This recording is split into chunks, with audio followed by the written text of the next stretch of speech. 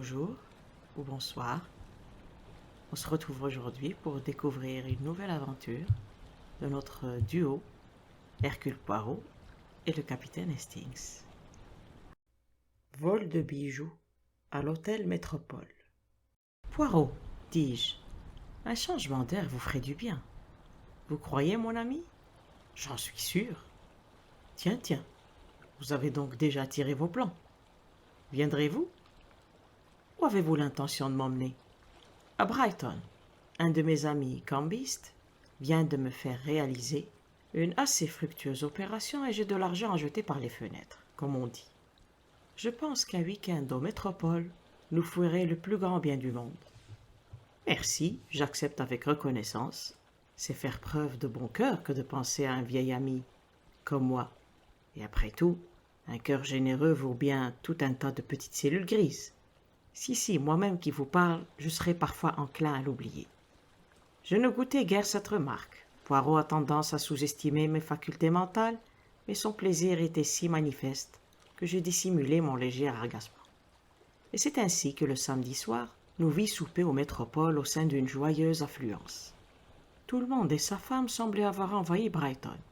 Les robes étaient sublimes et les bijoux, souvent portés avec plus de propension à l'esbrouffe que de bon goût, avaient de quoi couper le souffle. Quel spectacle! Murmura Poirot. Ne croirait-on pas au paradis des nouveaux riches, mon bon Hastings? C'est censé l'être, répliquai-je. La vue de tant de joyaux m'incitait presque à regretter de n'avoir point consacré mon cerveau au crime plutôt qu'à sa détection. Quelle occasion pour un voleur chevronné!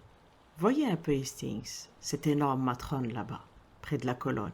Son décolleté est aussi pavé de pierreries que certains enfers le sont, paraît-il, de bonnes intentions. Je suivis son regard. « Mais c'est madame Oppelsen, m'exclamai-je. Vous la connaissez? Vaguement, son mari est un boursicoteur qui a fait fortune lors des derniers booms pétroliers. Après souper, nous croisâmes les Oppelsen dans le hall et je leur présentai Poirot. Nous bavardâmes et décidâmes bientôt de prendre le café ensemble.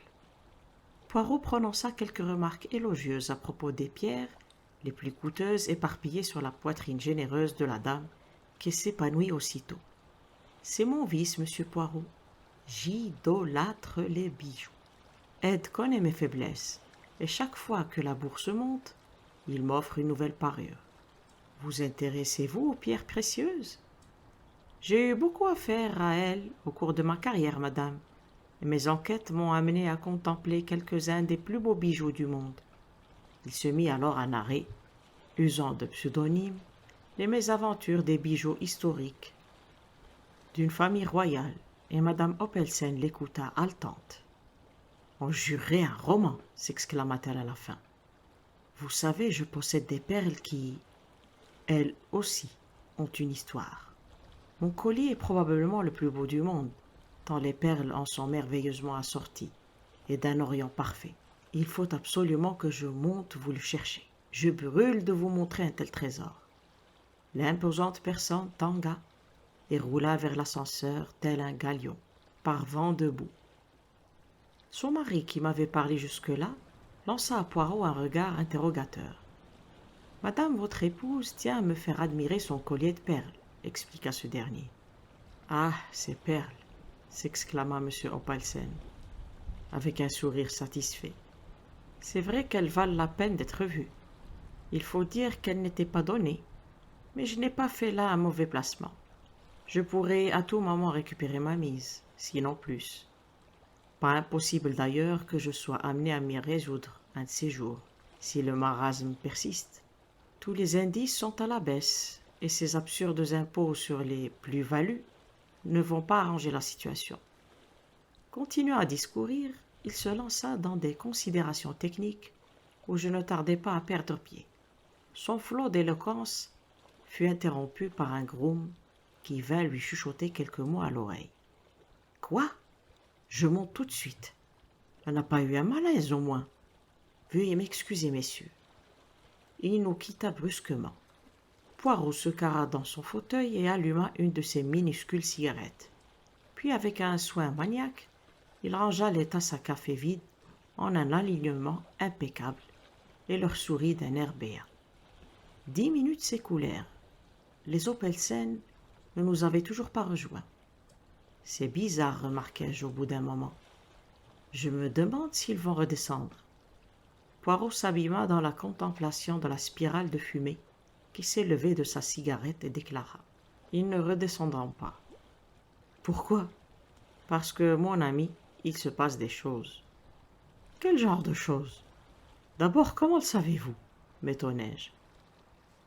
Il y a quelques instants, le directeur est sorti en trombe de son bureau pour se précipiter dans l'escalier. Il semblait fort agité.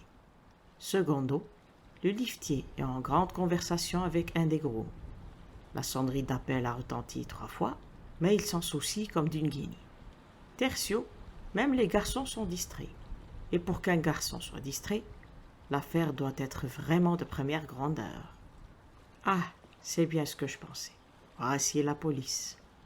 2 hommes venaient d'entrer dans le hall, l'un en uniforme, l'autre en civil. Ils s'adressèrent à un groom qui les pilota immédiatement vers l'escalier. Quelques instants plus tard, le même groom redescendit et vint vers nous. « Monsieur Opelsen vous fait demander si vous voudriez bien monter, messieurs. » Poirot bondit sur ses pieds. On eût dit qu'il attendait l'invitation. Je lui emboîtai le pas avec un égal empressement. Les appartements des Opelsen étaient situés au premier étage. Après avoir frappé, le groom s'éclipsa et nous obéîmes à l'injonction d'entrer. Un étrange tableau s'offrit alors à nos regards. Nous nous trouvions dans la chambre à coucher de madame Opelsen, au beau milieu de laquelle, effondrée dans un fauteuil, la brave femme pleurait à gros sanglots. Ses larmes ravinant la couche de maquillage, dont son visage était littéralement enduit, présentaient un spectacle saisissant. M. Opelsen marchait de long en large, d'un air furibond. Les policiers se tenaient au milieu de la pièce, l'un d'eux incarné à la main. Une femme de chambre de l'hôtel, qui avait l'air morte de peur, se tenait près de la cheminée. Et l'autre bout de la pièce, une Française se tenait, manifestement la bonne de madame Opelsen, se tordait les mains dans une manifestation de désespoir qui rivalisait avec celui de sa maîtresse. Poirot, impeccable et souriant, n'eût pas plutôt pris pied dans ce pandémonium que madame Opelsen, bondissant de son fauteuil avec une vigueur étonnante chez une personne de sa corpulence, se précipita vers lui. « Enfin, vous voici.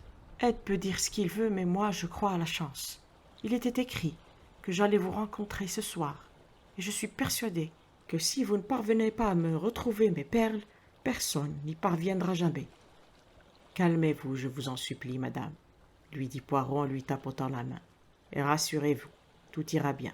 Hercule Poirot va vous venir en aide. » M. Opelsen se tourna vers l'inspecteur.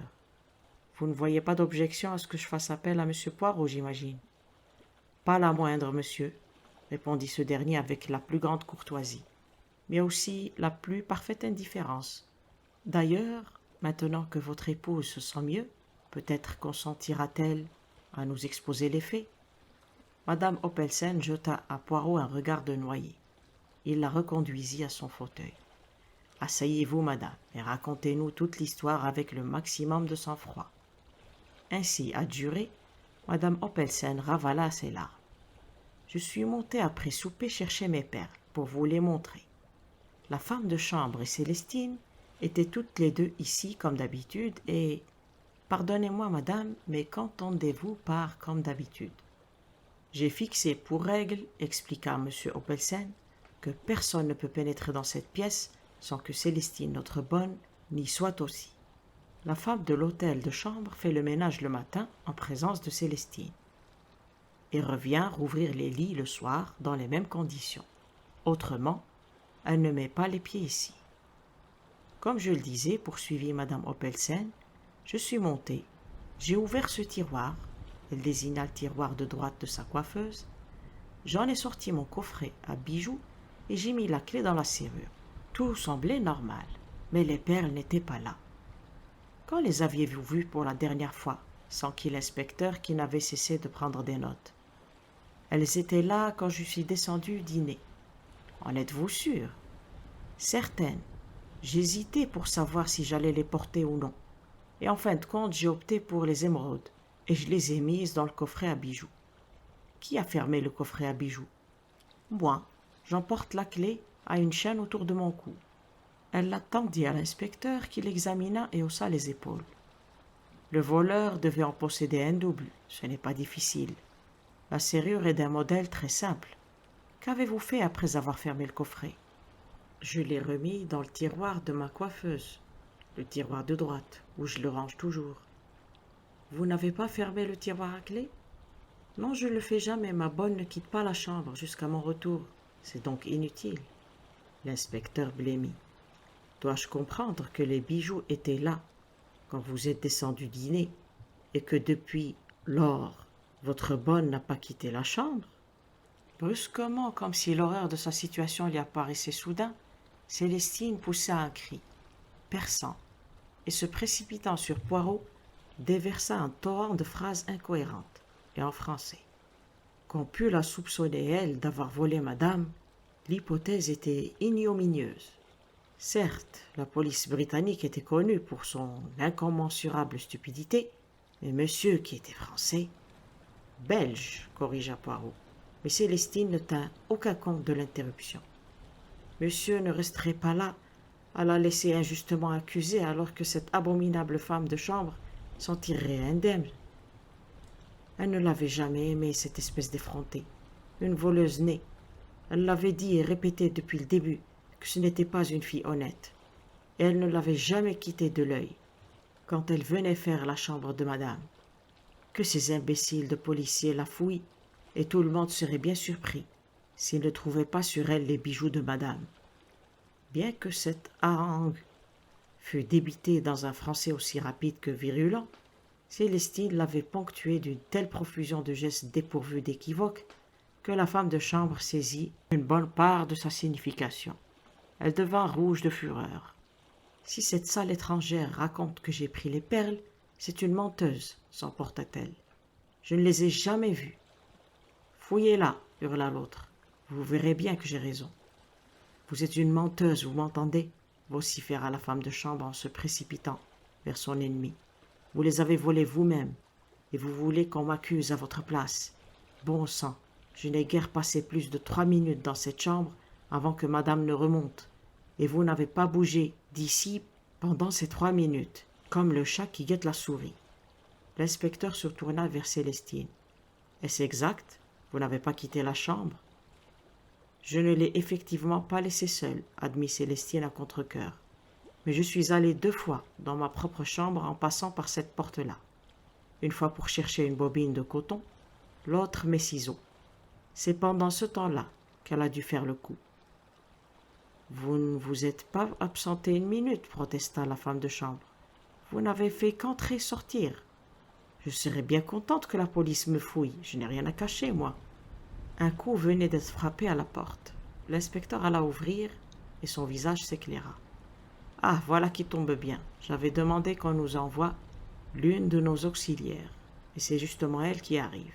Puisque vous n'y voyez pas d'inconvénient, peut-être pourriez-vous passer tout de suite avec elle dans la chambre voisine. Il s'était adressé à la femme de chambre qui franchit le seuil avec un mouvement dédaigneux de la tête, suivi de près par l'auxiliaire de la police. La Française, secouée de sanglots, s'était effondrée dans un fauteuil. Poirot, quant à lui, examinait la chambre attentivement. « Où mène cette porte ?» demanda-t-il en indiquant celle qui se trouvait à gauche de la fenêtre. « À l'appartement voisin, sans doute, » répondit l'inspecteur. « Quoi qu'il en soit, de ce côté-ci, le verrou est mis. » Poirot essaya en vain de pousser le bâton, et tira le verrou et renouvela sa tentative toujours en vain. De l'autre côté aussi, remarqua-t-il. Voilà qui règle la question. Il passa en revue les fenêtres. Rien non plus ici. Pas même un balcon. Y en aurait-il un, s'énerva l'inspecteur. Je ne vois pas en quoi cela nous aiderait, puisque la bonne ne quittait jamais la chambre. Évidemment, admit Poirot sans se laisser démonter. Comme mademoiselle affirme qu'elle n'a pas... Il fut interrompu par le retour de la femme de chambre et de l'auxiliaire, Rien, déclara laconiquement cette dernière. J'espère bien, dit vertueusement la femme de chambre. Cette diablesse de Française devrait avoir honte de vouloir ternir la réputation d'une honnête fille. Voyons, voyons, mon petit. C'est fini, lui dit l'inspecteur en ouvrant la porte. Personne ne vous soupçonne. Vous pouvez retourner à votre travail. La femme de chambre sortit de mauvaise grâce. Et elle, vous n'allez pas la fouiller lança-t-elle en désignant Célestine d'un menton vengeur. Bien sûr que si, dit-il en repoussant la porte qu'il ferma à clé. Célestine accompagna à son tour l'auxiliaire dans la petite chambre voisine. Elle revint quelques instants plus tard. On n'avait rien trouvé sur elle. Le visage de l'inspecteur s'assombrit. « Je suis quand même obligé de vous demander de me suivre, mademoiselle. » Il se tourna vers madame Oppelsen. « La vraie madame. Mais tout la désigne. Si elle n'a pas le collier sur elle, c'est qu'il est caché quelque part dans cette chambre. » Célestine poussa un cri déchirant et s'accrocha au bras de Poirot. Ce dernier lui glissa quelques mots à l'oreille. Elle le regarda d'un air dubitatif. « Si, mon enfant, je vous assure qu'il vaut mieux ne pas résister. » Il s'adressa à l'inspecteur. « Me permettez-vous une expérience, cher monsieur, pour mon édification personnelle ?»« Cela dépend de quoi il s'agit, » répondit prudemment l'inspecteur. Poirot revint à Célestine. « Vous nous avez dit être allé chercher une bobine de coton dans votre chambre. Où est-elle maintenant ?»« Sur la commode, monsieur. »« Et vos ciseaux ?»« Eux aussi. » « Cela ne vous ennuierait-il pas, mademoiselle, de répéter ces deux actions? Vous étiez installée ici, avec votre ouvrage, dites-vous. » Célestine s'assit, puis, sur un signe de Poirot, se leva, passa dans la chambre contiguë, prit un objet sur la commode et revint. Poirot partagea son attention entre les mouvements de la bonne et le cadran bombé d'un gros oignon qu'il tenait au creux de sa paume. « Recommencez, je vous prie, mademoiselle. » À l'issue de la seconde exécution, il prit quelques notes et remit sa montre dans son gousset. « Merci, mademoiselle, et merci à vous aussi, cher monsieur, pour votre courtoisie, dit-il avec une courbette à l'adresse de l'inspecteur. Ce dernier semblait se divertir fort de ce déploiement de politesse. Quant à Célestine, elle s'éloigna dans un flot de larmes, escortée par l'auxiliaire et le policier en civil. Après de brèves excuses à l'adresse de madame Oppelsen, l'inspecteur entreprit alors la mise à sac de la chambre. Il ouvrit les tiroirs, vida la penderie, défit le lit et ausculta le parquet. « Vous pensez vraiment que vous allez trouver les perles ici ?» demanda M. Oppelsen, sceptique. « Bien sûr, monsieur, cela tombe sous le sens. Elle n'a pas eu le temps de les sortir de la chambre. Le fait que mme Oppelsen ait si vite découvert le vol a bouleversé ses plans. Elles sont ici, dans l'ombre, sans doute. Une des femmes les a cachées ici, et il est fort probable que la femme de chambre l'ait fait. »« Plus qu'improbable, impossible, » décréta Poirot. « Hein ?» fit l'inspecteur en écarquillant les yeux. Poirot sourit modeste. « Je vais vous en faire la démonstration. Hastings, mon bel ami, veuillez tenir ma montre. Avec soin, je vous prie. C'est une réplique de famille. Je viens de chronométrer les mouvements de mademoiselle Célestine. Sa première absence a été de 12 secondes, la seconde de 15. Observez maintenant mes faits et gestes. Madame aura la gentillesse de me confier la clé du coffret à bijoux? Merci. Mon ami Hastings aura la gentillesse de me dire « Allez-y. » « Allez-y, dis-je. » Avec une rapidité presque incroyable, Poirot arracha le tiroir de la coiffeuse, empoigna le coffret à bijoux, enfonça la clé dans la serrure, ouvrit le coffret, choisit un collier, referma le coffret à clé et le replaça dans le tiroir qu'il repoussa. « Eh bien, mon ami, » s'enquit-il à bout de souffle. « 46 secondes, répondis-je. Vous voyez bien, la femme de chambre n'aurait pas eu le temps de prendre le collier, encore moins de le cacher. »« Eh bien, voilà qui règle la question de cette fille, » se réjouit l'inspecteur qui retourna à ses recherches et passa dans la chambre de bonne. Le front plissé, Poirot réfléchissait. Soudain, il lança une question à M. Oppelsen. « Ce collier, il était sans nul doute assuré. » M. Oppelsen parut quelque peu désarçonné. Oui, hésita-t-il, oui, bien sûr. Mais qu'est-ce que cela peut bien faire, coupa madame Oppelsen en pleurant. C'est mon collier que je veux. Il était unique. Aucune somme ne pourrait le remplacer. Je comprends, madame, dit Poirot avec douceur. Je comprends et je compatis. Chez les représentants du beau sexe, le sentiment prime tout. N'est-il pas vrai? Mais monsieur votre époux, dont la sensibilité n'est pas aussi aiguisée, y trouvera sans nul doute une légère consolation. Bien sûr, fit M. Oppelsen, mal à l'aise néanmoins. Il fut interrompu par un cri de triomphe, et l'inspecteur revint dans la chambre, balançant un collier au bout de ses doigts. Avec un sanglot, Mme Oppelsen s'arracha à son fauteuil. C'était une autre femme. « Oh, mon collier !» balbutia-t-elle, en le plaquant des deux mains contre sa poitrine. « Où était-il » demanda Oppelsen. « Dans le lit de la bonne, entre les ressorts du sommier métallique. Elle doit l'avoir subtilisé et caché avant l'arrivée de la femme de chambre. »« Vous permettez, madame » murmura Poirot. Il prit le collier qu'il examina attentivement avant de le rendre avec un profond salut. « Je crains, madame, qu'il vous faille nous le confier pour quelque temps, dit l'inspecteur. Nous en aurons besoin pour l'accusation, mais il vous sera restitué aussitôt que possible. » M. Oppelsen se rembrunit. « Est-ce indispensable ?»« Elle la suit, monsieur.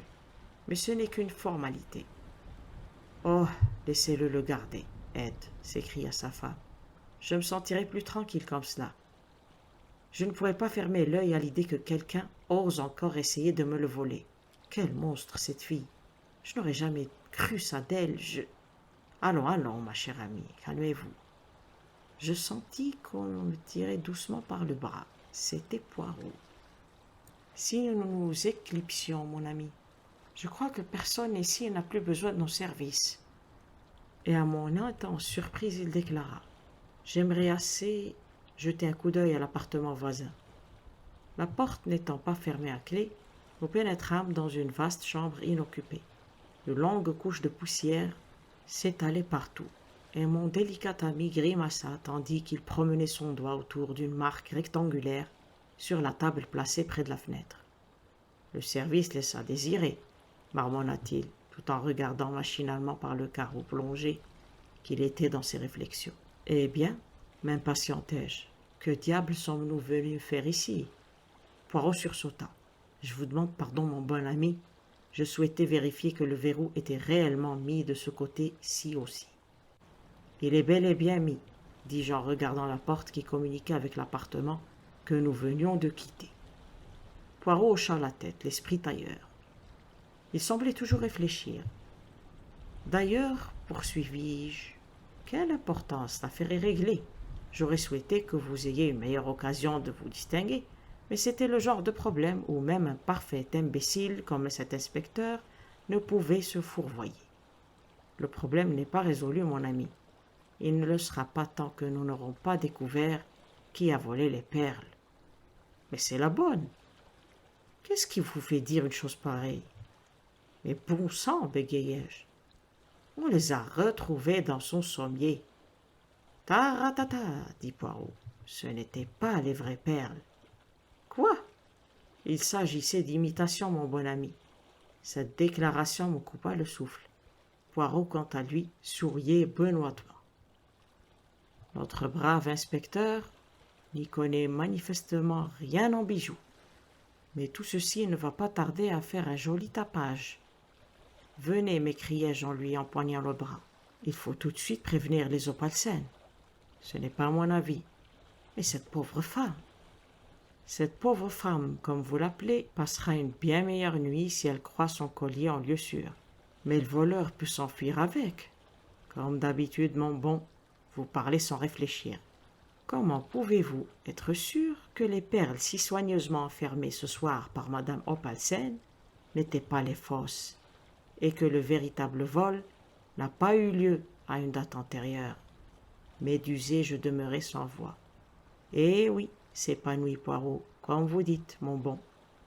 Nous recommençons tout. » Il me tira hors de la chambre, parut un instant réfléchir, puis se dirigea vers l'extrémité du corridor, et ne s'arrêta qu'à la porte du réduit, qui servait de lieu de ralliement aux valets et aux femmes de chambre de divers étages. Notre femme de chambre y recevait présentement sa cour, aux membres de laquelle elle contait ses mésaventures avec force détail. Elle s'interrompit au beau milieu d'une phrase et Poirot s'inclina avec sa politesse accoutumée. « Mille pardons de vous déranger, mais je vous saurai infiniment gré de vouloir m'ouvrir la chambre de M. Opalsen. » La jeune femme ne se fit pas prier, et nous reprîmes à sa suite le corridor en sens inverse. L'appartement de M. Opalsen faisait face à celui de son épouse. La femme de chambre nous en ouvrit la porte avec son passe-partout. Nous entrâmes, et elle s'apprêtait à s'éclipser quand Poirot la retint. « Un instant, n'auriez-vous pas remarqué, parmi les affaires de M. Opalsen, une carte de ce type ?» Il lui tendit une carte de visite vierge, assez fortement glacée et d'aspect inhabituel. Elle la prit et l'examina attentivement. « Non, monsieur, je ne crois pas, mais de toute façon, le valet a plus à faire que moi avec les chambres des messieurs. »« Bien sûr, merci. » Poirot rempocha la carte. La femme prit congé. Mon ami parut alors réfléchir. Puis il secoua la tête. « Sonnez, je vous prie, Hastings. 3 coups pour le valet. » J'obéis, dévoré par la curiosité. Pendant ce temps, Poirot avait déversé la corbeille à papier sur le parquet et en inventorié rapidement le contenu. Le valet ne tarda pas à répondre à mon coup de sonnette. Poirot posa la même question et lui tendit la carte pour qu'il l'examinât, mais sa réponse fut identique. Il n'avait jamais vu de carte de cette qualité, un peu particulière parmi les affaires de M. Opalsen. Poirot le remercia et il se retira à regret, jetant un regard inquisiteur sur la corbeille à papier vidée de ses détritus qui jonchaient le sol. Et rien n'aurait pu l'empêcher d'entendre la remarque de Poirot, tandis qu'il faisait une boule des papiers déchirés. Et le collier était fortement assuré. « Poirot !» m'écriai-je tout surpris. « Vous n'avez rien compris, mon bon ami, » répliqua Poirot. « Rien du tout, comme d'habitude. C'est incroyable, mais c'est comme ça. » Regagnons nos pénates. Nous parcourûmes les corridors en silence. Une fois dans notre chambre, j'eus la surprise de voir Poirot changer prestement de vêtements. « Je pars pour Londres, » m'expliqua-t-il. « C'est impératif. »« Quoi ?» ?»« Eh oui, le vrai travail, celui du cerveau, ces braves petites cellules grises, est accompli. Je vais chercher la confirmation de ma thèse. J'y arriverai. Il n'est pas né celui qui parviendra à abuser Hercule Poirot. Un de ces jours, vous finirez bien par tomber sur un bec, grinçai-je, exaspéré par sa vanité. Ne vous fâchez pas, je vous en conjure, mon bon. Je compte sur vous, sur votre amitié, pour me rendre un service. Mais bien sûr, m'empressai-je d'acquiescer, plutôt honteux de mon mouvement d'humeur. Qu'attendez-vous de moi? La manche du veston que je viens d'ôter, pouvez-vous la brosser? Voyez, mon bon, un peu de poudre blanche y adhère. Je gage que vous avez observé le rapide mouvement effectué par mon doigt autour du tiroir de la coiffeuse. Non. Vous gagnerez à mieux observer mes faits et gestes, mon ami. J'ai ainsi récolté un peu de poudre au bout de mon index. Un tantinet surexcité, j'en conviens. J'ai essuyé le dit index sur ma manche. C'est là une inadvertance que je déplore et qui est contraire à tous mes principes. Mais qu'est-ce que c'était que cette poudre? Lançai-je, un peu soucieux d'entendre un cours magistral sur les principes de Poirot. Pas le poison de Borgia, railla Poirot. Votre imagination s'emballe, à mon avis, il s'agit de talc. De talc? De stéatite, si vous préférez. Les ébénistes l'utilisent pour améliorer le coulissement des tiroirs. Je ne pus m'empêcher de rire de bon cœur. Espèce de vieux farceur, moi qui croyais que vous alliez en venir à quelque chose d'excitant. Au revoir, mon ami, je me sauve. La porte se referma sur lui. Avec un sourire, mi-tendre, mi-moqueur, je pris son veston d'une main et empoignai la brosse de l'autre. Le lendemain matin, sans nouvelles de Poirot, je sortis faire un tour, rencontrer quelques amis et déjeuner à leur hôtel. L'après-midi, nous partîmes en randonnée. Une crevaison nous retarda, et il était 8 heures passées, lorsque je regagnai le métropole. La première personne que j'aperçus en entrant fut Poirot, qui me parut encore plus fluet que nature, puisqu'il était en sandwich entre les Opelsen, mais qui rayonnait de satisfaction béate. « Hastings, mon ami, s'écria-t-il en se précipitant à ma rencontre, dans mes bras, mon bon. Tout s'est passé dans le mieux du monde. Dieu merci, l'étreinte annoncée n'était que clause de style, mais avec Poirot, le pire reste toujours à craindre. Vous avez vraiment, commençai-je. Fantastique, le mot n'est pas trop fort, roucoula madame Opelsen, dont la face lunaire se fendait en sourire d'extase. Ne vous avais-je pas dit, Ed, que s'il ne parvenait pas à me retrouver mes perles, personne n'y parviendrait jamais. Si, ma chère, et vous aviez raison. Je lançai à Poirot un regard de détresse, auquel il répondit aussitôt. Mon ami Hastings se sent quelque peu laissé en carafe, comme on dit en France. Asseyez-vous, mon bon. Et je vais vous conter par le menu toute cette affaire qui s'est si bien terminée. Terminée? Bien sûr, ils sont arrêtés. Qui ça, ils? Le valet et la femme de chambre, parbleu. Vous ne les avez pas soupçonnés, même après mon allusion à la stéatite? Vous m'avez dit qu'elle était utilisée par les ébénistes pour améliorer le coulissement des tiroirs, en effet. Or, quelqu'un souhaitait que les tiroirs coulissent sans bruit. Qui cela pouvait-il être? Uniquement la femme de chambre. Le plan était si ingénieux qu'il ne sautait pas tout de suite aux yeux, même à ceux d'Hercule Poirot. Voici comment le coup fut mené à bien. Le valet attendait derrière la porte, dans la chambre inoccupée. La bonne Française quitte la pièce.